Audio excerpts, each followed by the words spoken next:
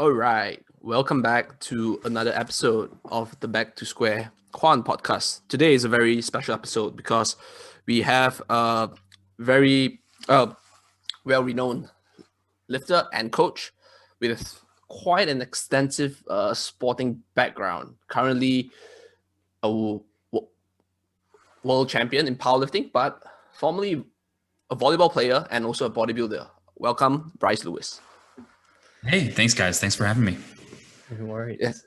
Yeah, so I mean, I gave quite a brief introduction on your sporting background, but I don't know how many people know that you actually had the bodybuilding history and like the volleyball history. I do think those are really interesting. I actually had a conversation with some of my friends, and we actually kind of looked at the current like number one lifters in USAPL, and then we kind of try and see how many of them actually had a sporting background in like high school or even college, and you definitely fell into those that had, right, like for example like Taylor Edward as well, like even like Ray Williams, so yeah, maybe what you can do is you can share a little bit about your sporting background as a volleyball player. I think the transition from someone who plays like American football to lifting is a little bit closer because you see those videos where The like, weight room. yeah, the weight room where they just shout at each other and then do like power cleans that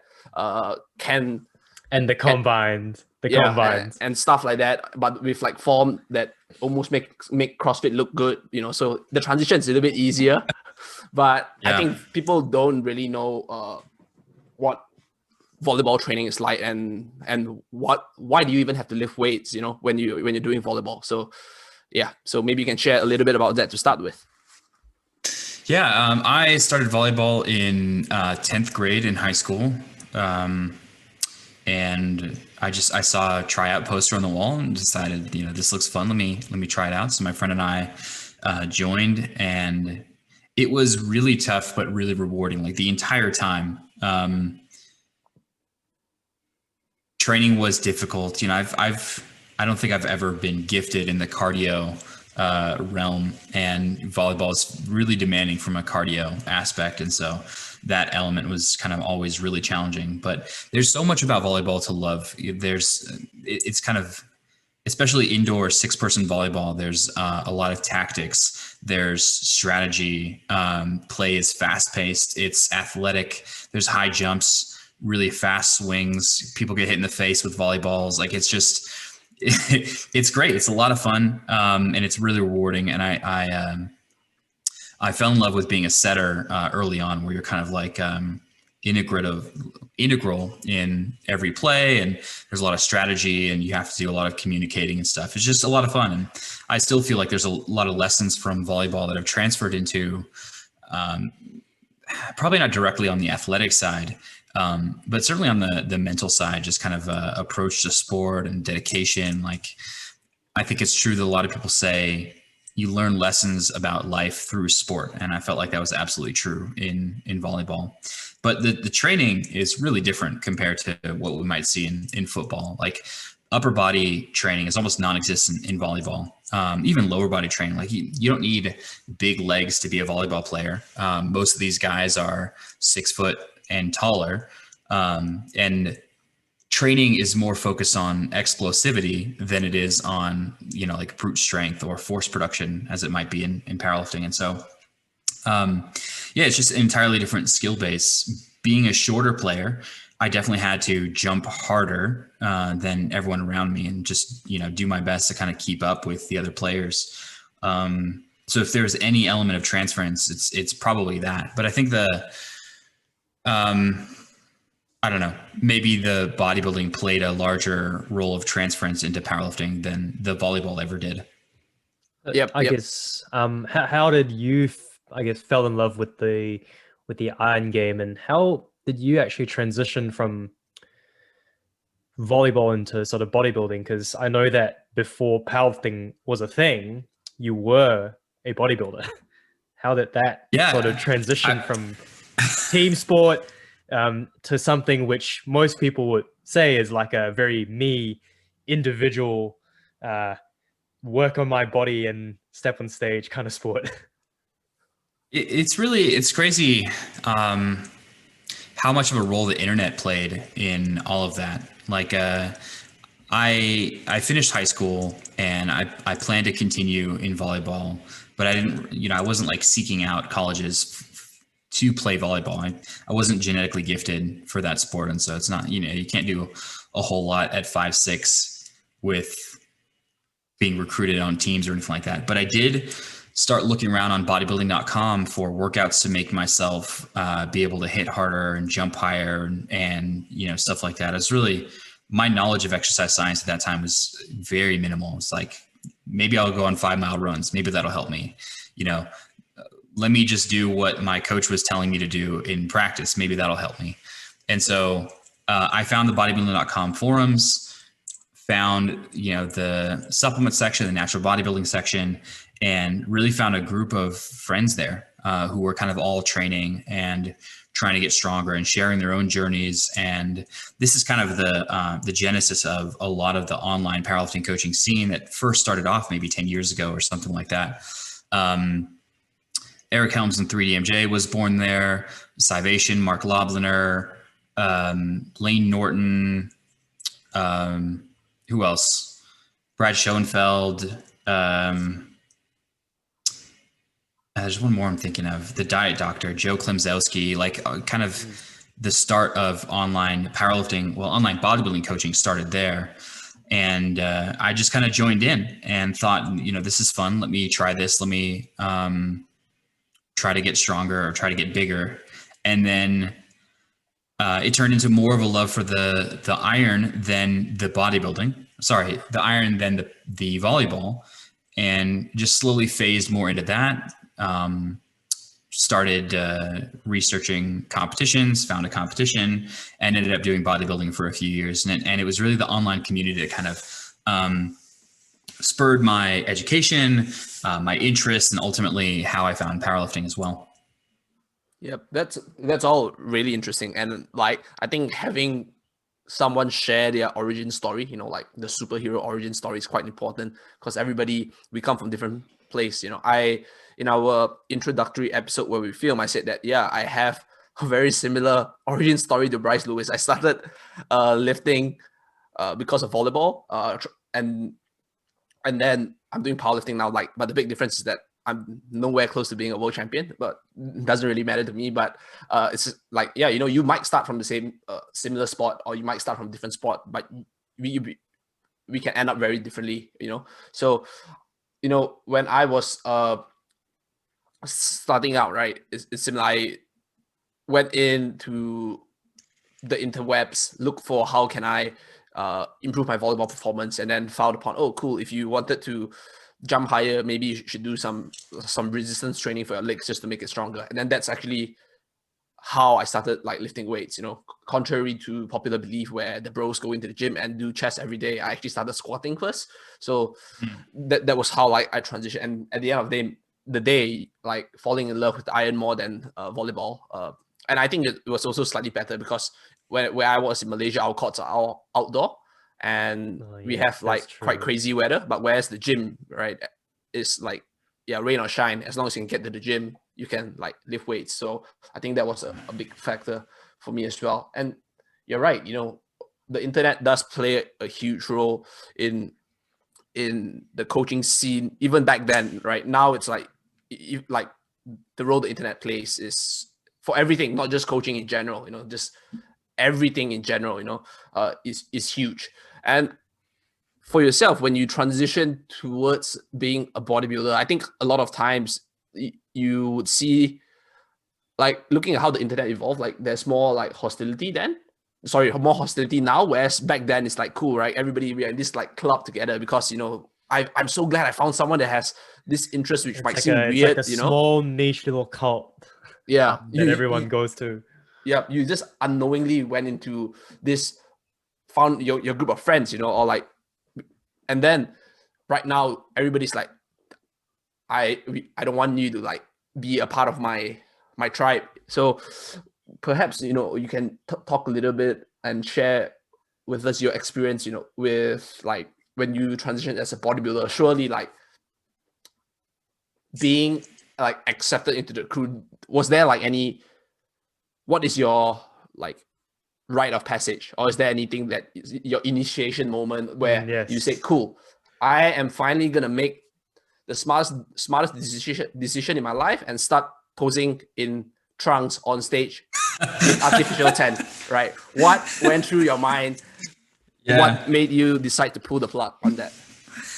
That's a great question. I love this thought about like this rite of passage and joining the community and stuff. And I do think there's a difference between someone who trains like a bodybuilder and someone who actually diets down and steps on stage. Like, you can say you're a bodybuilder, but like truly there's a difference between the people who train that way, regardless of how shredded you are.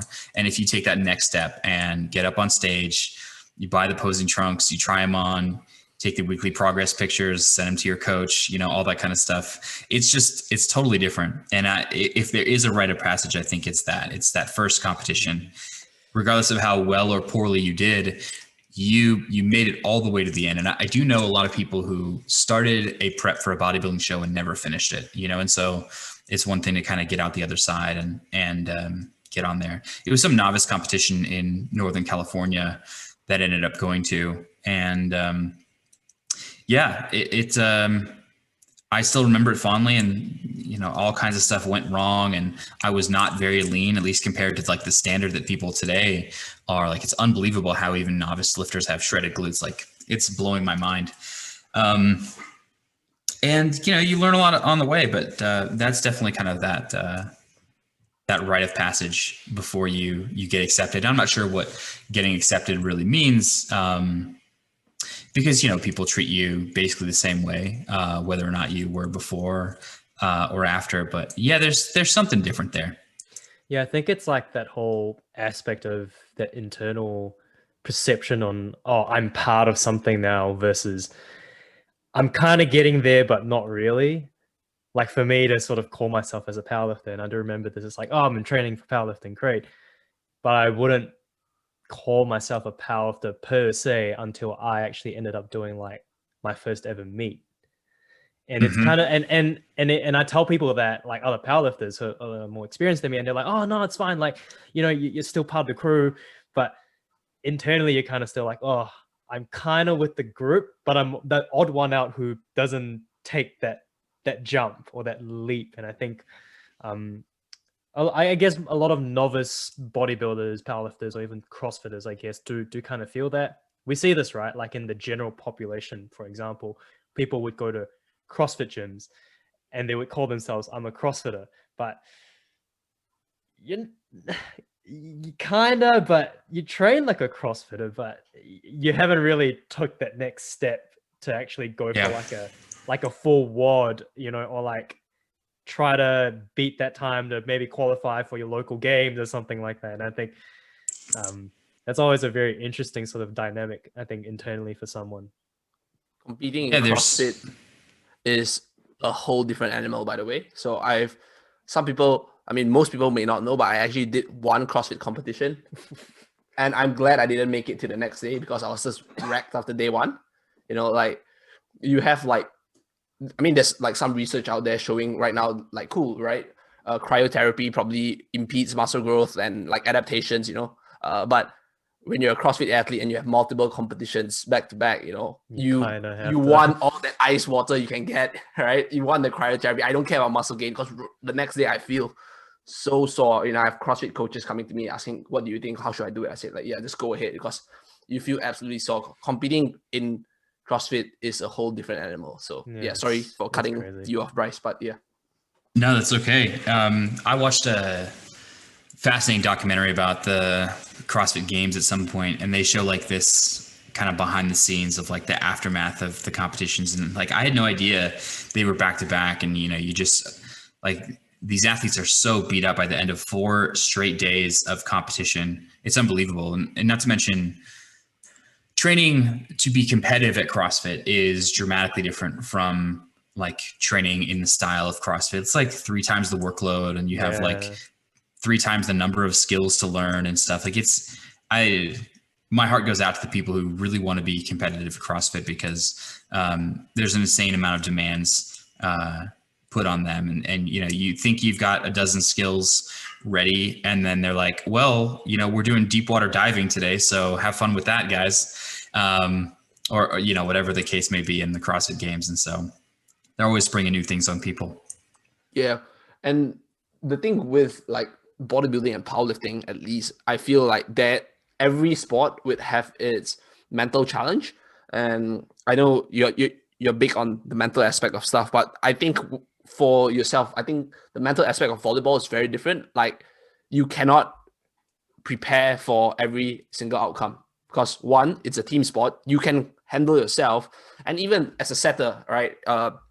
I played spiker, right?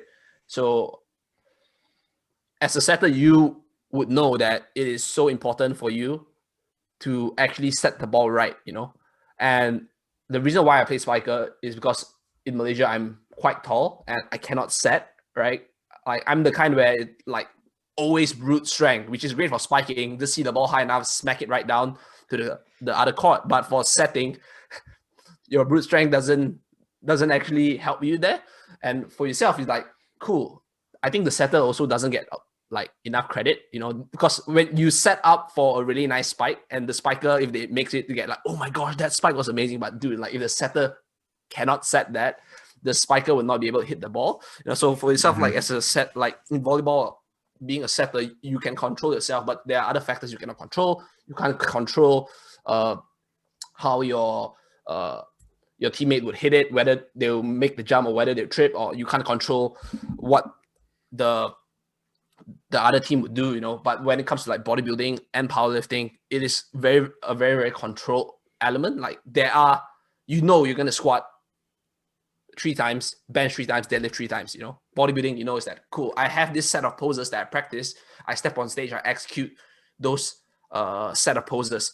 The uncertainty is much, much less compared to, like, for example, volleyball, like, and things like that. So as you kind of like transition, right, from bodybuilding towards now like powerlifting, as those two sports are like slightly closer to one another because the events are more sort of like controlled, do you, besides the obvious fact that you don't have to feel small and at one point just absolutely like starving and losing all like your cognitive sense of life, your sense of life, your cognitive process, have you found what was like the biggest transition for you, right, from bodybuilding towards powerlifting, and what made you decide to take the plunge? Because I always tell people that powerlifters are just people who wanted to do bodybuilding but don't want to pay attention to nutrition. I always like have that joke. It's true. Yeah. It's true. Yeah, but for yourself, that's clearly not true because you stood on stage and then you decided to be like, cool, let's go down this route. Yeah, I know you have this perception of powerlifters as being the people who really don't want to diet, but my reason for doing powerlifting was that I didn't want to diet. There you go. No, I'm exactly the meme. I had fun bodybuilding. I enjoy the training of bodybuilding, but dieting for 6 months out of the year with that level of control out of the year, I just kind of like, maybe it wasn't this clear like in the moment, but in hindsight, kind of looking back, you think like, what is the next 5-10 years of my life going to look like? I'm 21, 22 or something like that. If I really want to take this seriously and be a bodybuilder, what's the next 10 years of my life going to look like? And it's a hell of a lot of control of nutrition. It is food as fuel. It's probably saying no to, at least at the time. I mean, things have changed a lot in terms of like how coaches talk to bodybuilders about nutrition. But at the time it was saying no to a lot of experiences and events, and bringing Tupperwares out to occasions, and I didn't want that for myself. And at the same time, I had done, so my first powerlifting competition, my mental thought process was, oh, this is just in between my bodybuilding shows. Let me just try out this powerlifting thing and see what it was like. So it was really just kind of testing the waters, and I was pretty good at it. And if you have a more attractive option, so like I talk a lot about burnout from powerlifting, and one of the things that feeds into burnout is more attractive options than whatever you're being burnt out from. You know what I mean? So like, let's pretend you're a tennis player and you're getting recruited for basketball as a tennis player. That is going to feed into how excited or not you feel about tennis. You have this other option that seems to be more attractive in the moment. And so for me as a bodybuilder, powerlifting was starting to look more and more attractive. Hey, I can experience success, I can enjoy this thing, and I get to eat. That all sounds great. Sign me up. And so that was kind of the logic. Yeah, I actually have a really interesting, not really a question, but I think it's something that, well, us three coaches and I think yourself as a world champion, we tend to see this quite a lot. And there's this quote that floats around the internet where it's like, if you know you're good, you know you're good. Like if you know you're world caliber or world champion caliber, you know that. And sometimes we see these sort of like younger athletes, like you said yourself, when you start to feel that burnout, something's a little bit more attractive. They're like, oh, I'm going to pursue this because I think I'm going to be better. I think this is a more sort of like a more attractive, let's say, sport for the context of it. In your case, though, like when you actually felt that powerlifting was something that you truly enjoyed because of the no dieting, eat whatever you want, train hard. Was there any point in time where you actually realized that, hey, I think I made the right choice, not just because it's something I enjoy, but I know that I'm actually that 0.5% or that 1% of the cream.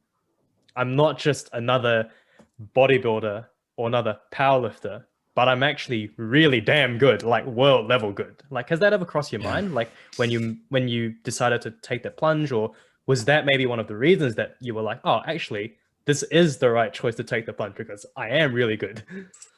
Yeah, no, it wasn't that way for me. It kind of seems like, oh, high level lifter, like it just, my current level of strength is kind of the way things always were. But like I've been making kind of steady progress for a long time. And so back then my numbers were very, very normal. I looked around me and saw other people with very similar numbers. And of course I was making, steady progress very quickly, but like I didn't have any concept of high level powerlifting as a competitor. It was really just kind of about the training and getting stronger and stuff like that. Being highly competitive only came much later. My first national competition was only about halfway between where I am today and when I started powerlifting. So half of my entire time powerlifting has just been training, doing local meets, talking to other people, learning. Today, sure, I grant that I'm definitely in the top of all powerlifters. Winning a world championship is something few people ever get to do. It's getting more and more competitive every year. Especially with the US Nats coming up and everyone hasn't lifted for a year now. It's like, this is the year. I haven't stepped on a meet and been in a meet for a while. Yeah, absolutely. And so, yeah, I recognize that too, but at the time, it certainly didn't seem like that. So I guess in regards to that, like you obviously transitioned over to powerlifting and enjoyed training quite a fair bit. And you post a lot of this on Instagram, and I can completely relate. Like burnout, I think like what's the average lifespan of a powerlifter? I know Bryce and Kedrick, you guys coach more powerlifters than I do. Like, what is it like 3 years, 5 years, maybe, give or take? Yeah, that's a good question. Maybe it's more like, I don't know. It's probably in that range. Yep. What do you think, Kedrick? So I've not been in the scene as long. So my longest athlete is probably like with me, has been with me for 4 years. But the thing I noticed for some people as well, and you can definitely share about this, and I have a question that you could personally relate to, would be they have some like this expectation where like this is the meet, it's the same thing like 2020 is going to be the year, and then COVID, Sheffield. And then COVID happens, right? And for the powerlifters, that this is going to be the meet, and then something happens and like, yep, powerlifting is, I'm not going to do powerlifting anymore, right? So I do think that a lot of my athletes, one, they would say, for the younger athletes that I coach, they would say, cool, I'm in this for the long game, right? And then, but how they approach things doesn't really reflect what they tell you. I do get it. If someone tells me, cool, I'm going to be powerlifting for 2 years because I only have 2 years, right? My role as a coach is that, cool, I would support your decision as long as we're not doing anything too stupid or crazy, right? And say, I have 2 years to spare. I want to try this. After 2 years, I want to try something else. The approach will be very different from someone that says, I want to be in it for the long term, but I also want to be great at every single meet for the next 2 years, right?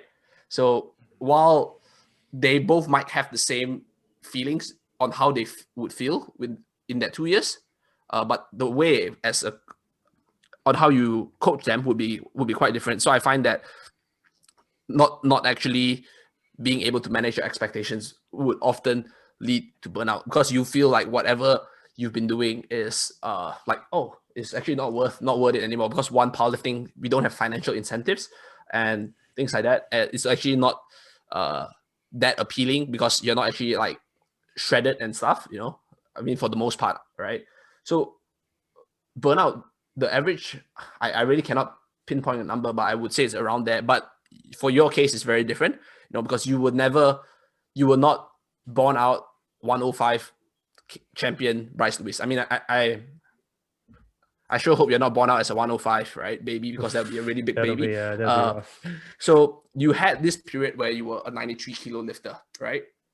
And then you decided to move up a weight class, right? What made you move up? And maybe you can share your experience as a 93 kilo lifter, how competitive you were at that time versus how competitive you are now, and how long did it take for Bryce Lewis to be like, cool, I'm maybe at a top 10 93 kilo lifter, probably never going to crack top 5, but I'm going to move up to 105, and now I'm going to be maybe not even top 20 for a while. Maybe you can share that with us. I think sharing your process, valleys, right? Your valley after a peak, right? In the 93 kilo class, dropping down before going to a higher peak. I think that would be a very valuable resource for all our listeners listening out there who have actually thought about, I am not willing to let go how good I am now, even though I know that I can be better. Yeah, it's hard to talk about this. It's hard not to talk about this without talking about the role of social media and Instagram. When I had my first national championship in 2014 as a 93 kilo athlete, that was the first one I'd ever gone to. I'd done, a few high level competitions before that. I did a Raw Unity meet. But this was kind of like the first thing that I viewed as like a major competition. Instagram was in its infancy.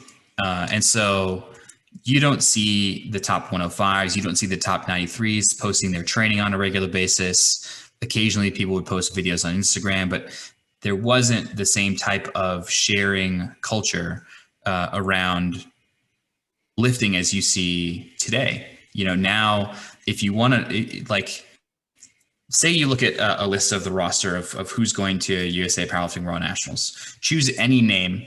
You can find them on Instagram and you can find their training, and you can take a look at their training. You can take a look at their numbers and how slow or fast things are moving for them. This was not the case in 2014 when I was kind of making this decision to be a 105. So the question about competitiveness wasn't really like, oh, those guys in the 105s, they're hitting these numbers. I think I could do that in this amount of time. Maybe it'll be a little bit low and then we'll go up there. It was really just kind of like a gut instinctual reaction of, I had a shitty meet. I don't want to have a shitty meet again. The cut probably took a lot out of me.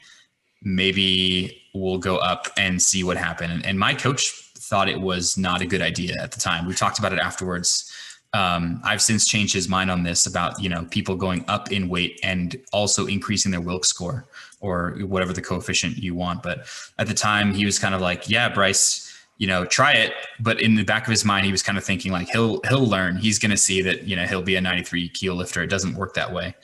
And, I was able to kind of help him be a better coach for other people and at least provide him an N=1 example of someone who goes up in body weight and gets more competitive. And so it wasn't about comparing against other people. It was more just about, well, this isn't working. Let me try something else that might work better.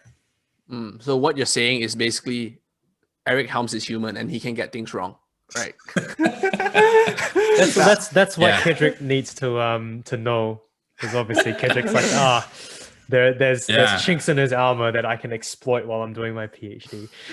Yeah, well, I'll give you some more juice while we're on this podcast. This what we see today is like a God version of Eric Helms. But I remember when Eric Helms gave me like a adjusted version of a West Side template back when he didn't know how to program for powerlifting. Like he was a specialist in bodybuilding. And, asked, I forget who he asked, like, hey, how do you program for powerlifting? And ended up giving me an approach that, worked really well. But that just wouldn't happen today. It would be like the same thing as someone coming to me and saying, hey, make me a strongman training approach. I'd be like, okay, well, maybe I could do it myself, but let me talk to someone who probably knows better. And let me give you that approach. It was kind of like that. So there was a point where he was not as intelligent and all-knowing as he is now. Yeah. Interesting. Thanks for the dirty details. You got it. And yeah, I think it's crazy because going into a little bit like we've transitioned and gone through time, and we're currently at Bryce Lewis 2021, 105, and we talk a lot about social media. And it is quite crazy how much an impact social media can play. I mean, if we talk about powerlifting specifically, we know that there are lifters who don't post their stuff or like just go AWOL before a big competition. Some of them like completely go off Instagram. But some of them would just like keep posting, or some of them would even like post their lifts that are not really what they hit, and they're all kind of lifters like that. And for you, as an athlete who is at the highest level in the sport of powerlifting, you are not immune from the ill effects of social media. So I think you've mentioned before on some of your posts like a while ago that it's like, and you do get affected by people posting stuff sometimes and like viewing other people, right? And how do you think that for lifters out there who are just starting, it really isn't that encouraging for someone to be like, oh man, I want to be good, but now I'm looking at all these people, right? And they're lifting at that, and to also compare their progress with their own, right? That is probably like the worst thing you can do for yourself. What would your advice be? And coming from yourself, using something really like personal, is that Raw Nationals is coming, and then I think King of the Lifts, they do a good job promoting the sport, but for people who are like really not immune and new to the mental effects of this, like King of the Lifts can actually like ruin them completely. Like I mean, right now you have the 105 class. I'm with who. Then you have like the fantasy league and all this podcasts and predictions, right? For yourself, I think the biggest thing for you would probably be people would be like, oh, like Ashton Rauska moving up to the 105 from the 93 kilo class and then taking on like Bryce Lewis, and sure, we know that you can see his lifts on social media and stuff because he posted up, right? How does that play into how you approach your training? And that is for your on a more personal note for you, and on a more general note is that how should people sort of like handle information like that? On the personal side, it's all I can do to like try not to look at these things because I know there are a few other lifters. In fact, we're starting up a podcast where we want to talk about some of the mental side of sport. And I know, for instance, Taylor Atwood almost embraces it and uses his competitors as motivation to be a better lifter. I think that's the exception. I think most people, when they see that stuff, it's either a distraction or like a negative self-evaluation that can occur. Like we're looking at training, and I think the thing is that oftentimes you compare your worst to someone else's best. And that's a hard thing to do on a regular basis. So yeah, like when it comes to Ashton, we're friends on Instagram, but like for the most part, I mute his stories and posts so I don't see it. Nothing against him as a person. I just know the kind of effect that has on me. And so I don't look at it. Same thing with basically anyone strong in the 83s to 105s, and like, hey, you guys are all great people. I just have to make a decision for me and my own mental health. And, what I typically do is try as much as possible to focus on myself. So the advice that I would have for people, like, stay the hell off of Instagram. I used to be more ambivalent about this, but I'll phrase it this way. The counter argument someone says is like, well, look, there are all these people that are great role models and you can learn a lot of information and you can look at their technique and you can learn a lot about technique. Sure. But there are so many other places you could get that stuff, go on YouTube, search like perfect deadlift technique and you'll find 100,000 videos that you can look through. Like, you don't need the social media and constantly being bombarded with that kind of stuff to be a good lifter. You'll feel better about your own progress. You'll find more reward in the intrinsic journey rather than the numbers. I think just generally it'll be a better experience for you as a lifter. Yeah, I think like what you said, Bryce, and I can completely relate, it's a very sort of like stoic approach to sort of social media, right? And I think you hit the nail in the coffin there where like you can't really control what other lifters do. Maybe it's their best peak. Maybe it's their best prep cycle. And maybe this is your worst peak and your worst prep cycle. And I don't think there should be, well, it's easier said than done, but it shouldn't deter you from trying your best to eke out as much as you can. Being dealt a bad hand in the last, let's say, 12-week, 16-week prep, right? And with social media, it can be so detrimental, I guess, especially for a lot of quote unquote young lifters who might not have that mental resilience to go and scroll and say, oh, cool, I'm a 66 kilo lifter. This was when, let's say, Charles Okapoko was world champion. I was like, oh, cool, Charles did this. Or no, most recently, like we see like so many 66 lifters and King of Lifts go like, oh, they're deadlifting basically like 290, like 300 kilos. I'm sitting here like, if this was me like 5 years ago, I'll be like, yeah, no, I'm done. But right now, I'm just going, cool, that's really impressive. And I just kind of move past it.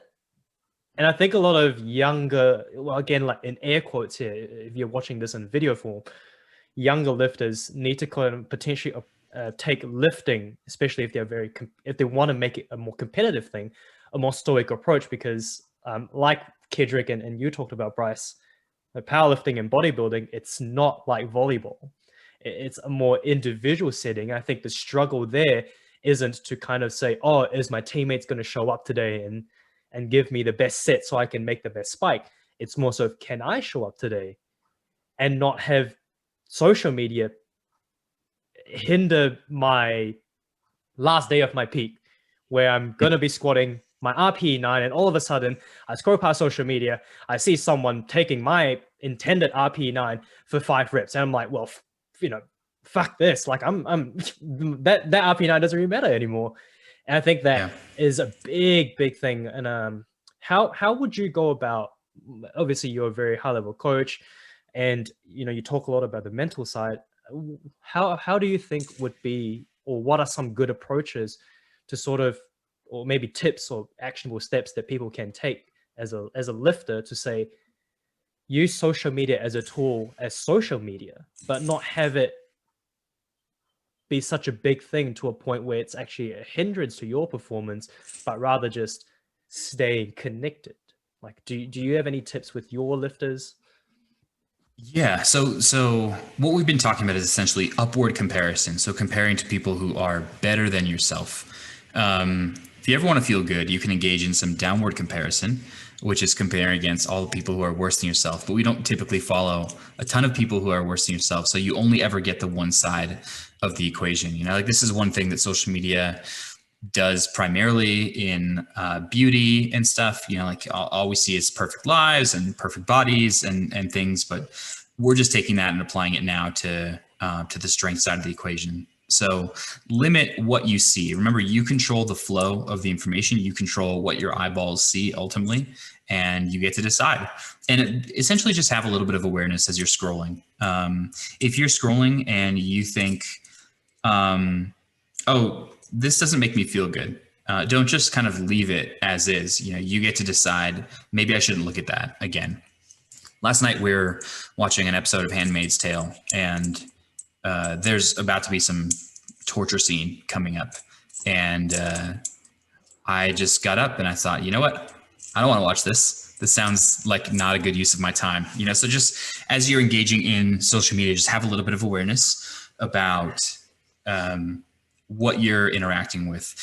The other thing that's really important is to make sure that you celebrate the good as well. So take some time to recognize all the things that you do that are good, whether that's gratitude journaling.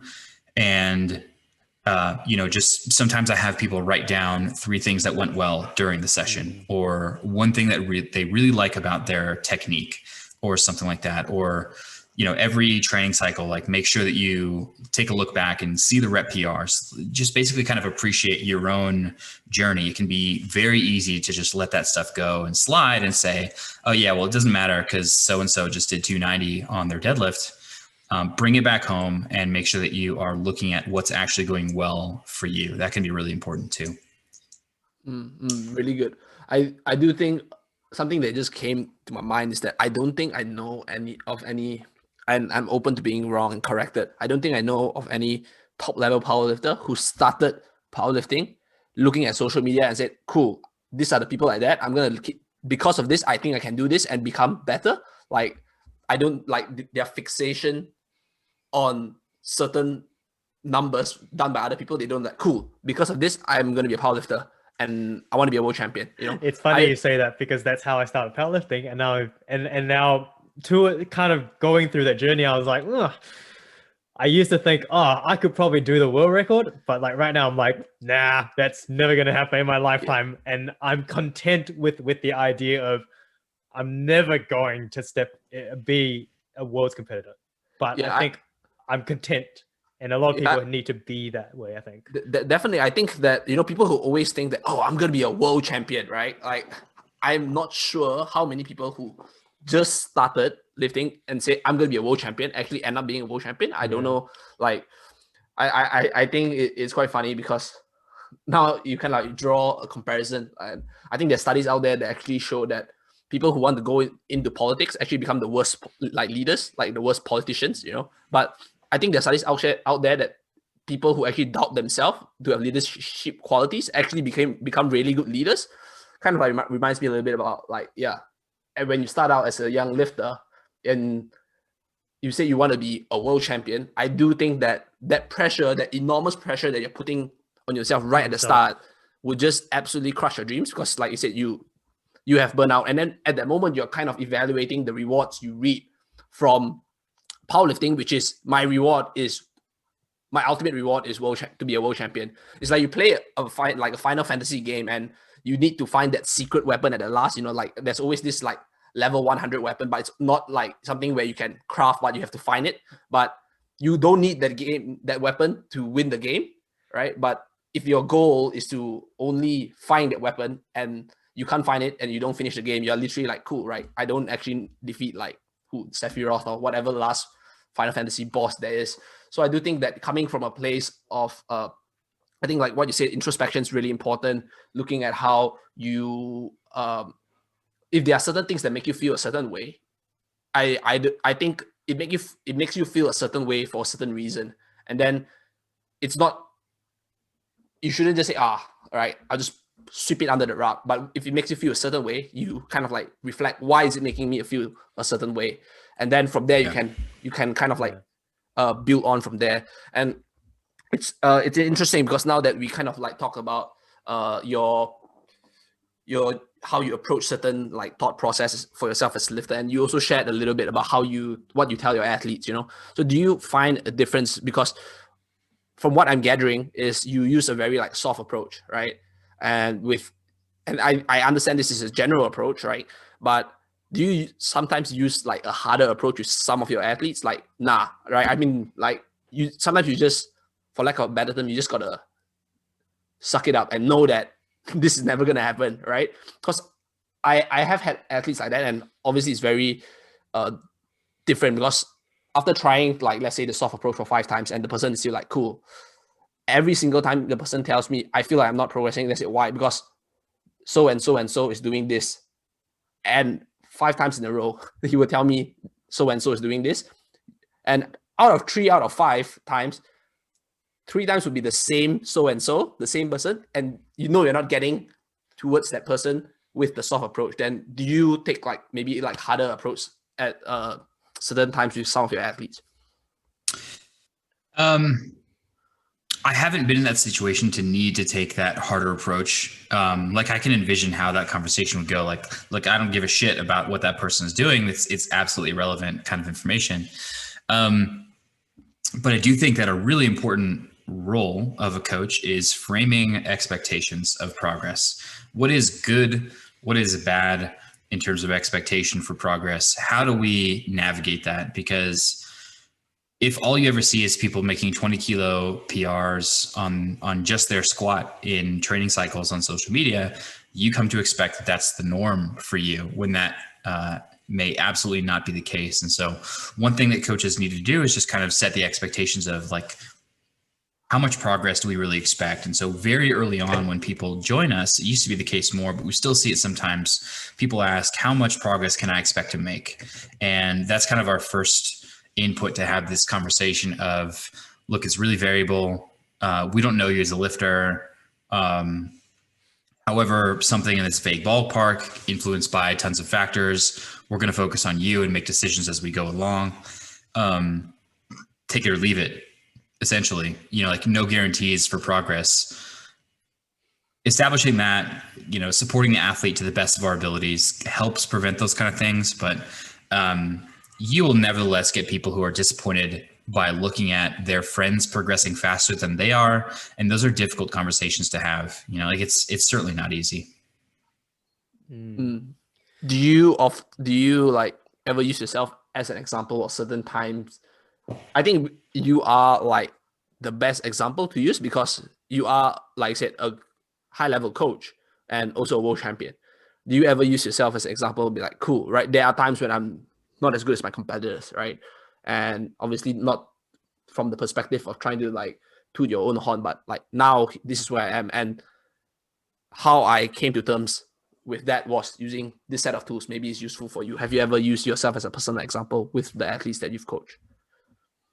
I try not to, just because I know that I'm stronger than most people that I work with one exception. And so I think that it might make someone feel worse than feel better. However, as much as possible, I try to share the tools that have worked for me, like the gratitude journaling, or how I dealt with burnout, or how to deal with social comparison and things like that. That stuff is very, very valuable. So, in fact, I started learning about burnout because I was experiencing it myself. And so I thought, well, hey, I'm experiencing this. Other people must be experiencing this right now. Let me learn more about this thing. Yeah, totally. Well, I think there's always this great quote, and like Kidrick said, you're one of those examples, Bryce, where you're basically a world-class lifter, but you're also like a world-class coach. And there's always this term getting thrown around where best lifters don't make the best coaches, or best coaches aren't necessarily the best lifters. And to sort of throw another wrench into the works, there's always the second quote where do as I say, not as I do.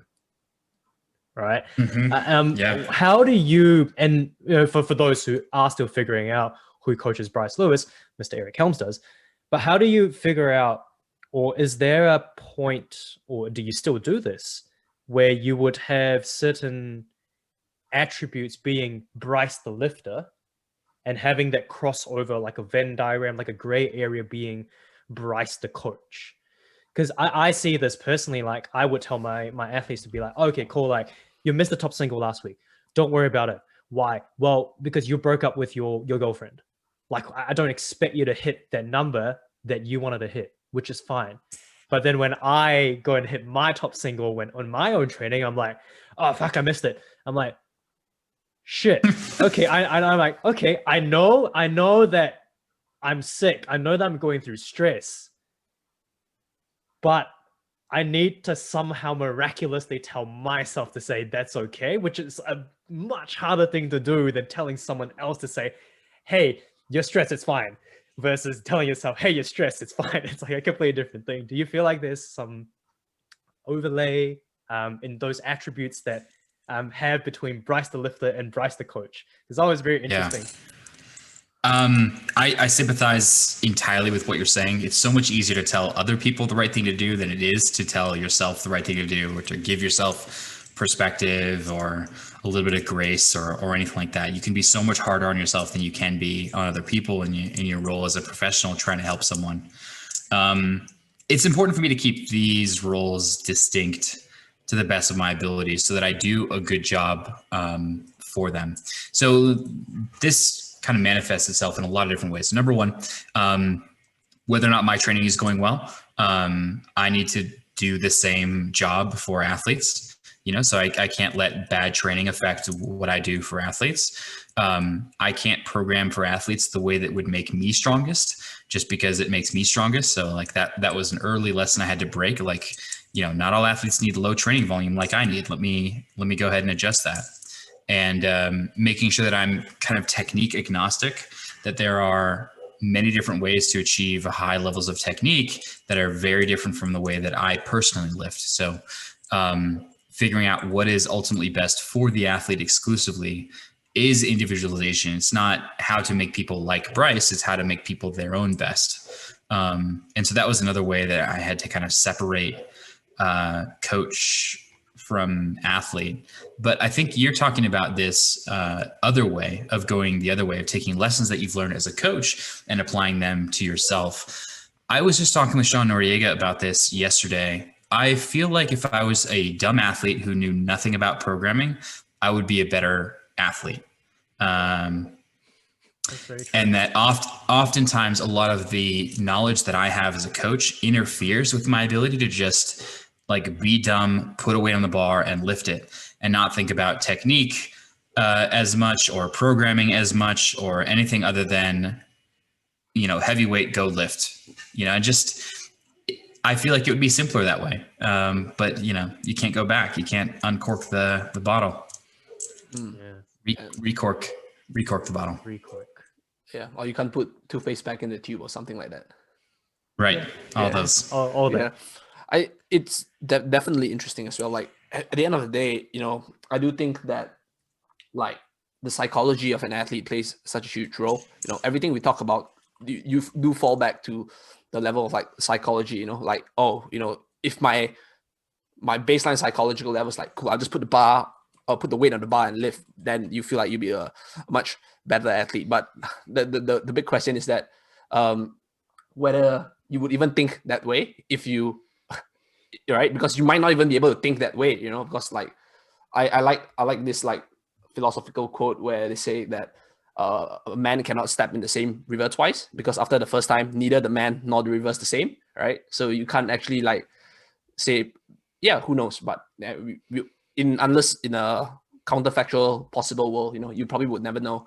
I do think that it is important as well. And I think one last part you can talk about, and I think it's a perfect way to wrap up, is like I know like what's next for like Bryce Lewis and TSA, right? We talk a lot about coaching, and the industry as a whole, as powerlifting as a whole, is growing quite rapidly, right? We see a lot of people offering coaching services, and just because of the nature of social media and how unregulated fitness is, anybody can be a coach as long as you live a certain amount of weight, right? So for TSA, for Bryce, who has you have been in the industry for a while, what's next for you, for TSA, and perhaps if you have any thoughts on how do you think for all the lifters out there who are coaches themselves, what are some like